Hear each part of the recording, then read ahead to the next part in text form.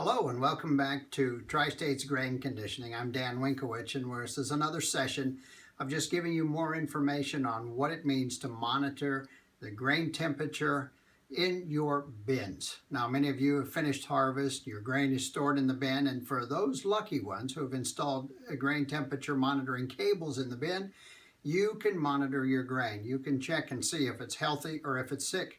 If you don't have those, well, there's always next year. And I do hope that this year you get by just fine. But when we've got cables in the bin, we've got several options. We've talked about reading them on a portable reader, where we actually go out to the bin site and we plug in that monitor, we write down the temperatures and come back in and compare them to the week prior. And we've talked about portable devices that also will store that information. And then we move on to Grain Trac. And so when Grain Trac, we've looked at how we actually hook up those cables and things like that. But then what are you going to do afterwards? Also, for those of you who do have cables in your bin and you've used a portable reader, but now you say, well, I'd kind of like to do something different. I'd like to read those on my phone or in my house so I can monitor my grain more closely. Well, the beauty of Grain Trac is that you can upgrade, and you can do that quite easily.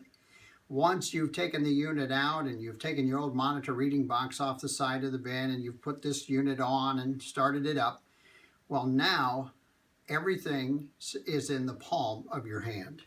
And to show you that today, I just use my cell phone. Now my phone, I've got an app from Wagnet on there where I'm going to read those cables. But we're going to take a look at the television screen because I've hooked my phone into this large screen, so that's a little easier for you to see. Now I just turn over on my phone and I find the Wagnet app and I open it up.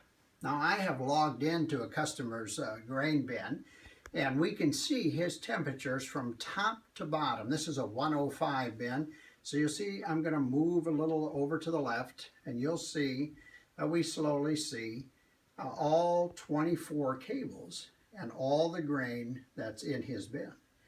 Now, if you were this customer and you had well in excess of 100,000 bushel of corn, of course, you would be able to check this several times a day. You would know that it was completely healthy, and you also would have been able to watch as that drying or cooling front, as grain was mostly dry this year, moved from the bottom of the bin, sensor number 1, to the top of the bin, sensor number 12. When you see that everything is cooled down, of course, you turn your fans off and then you leave the grain alone, and it all takes care of itself.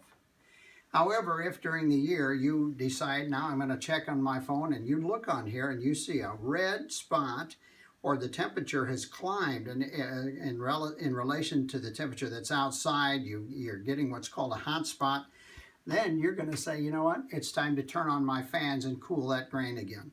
You turn on your fans, the air moves upward through that grain.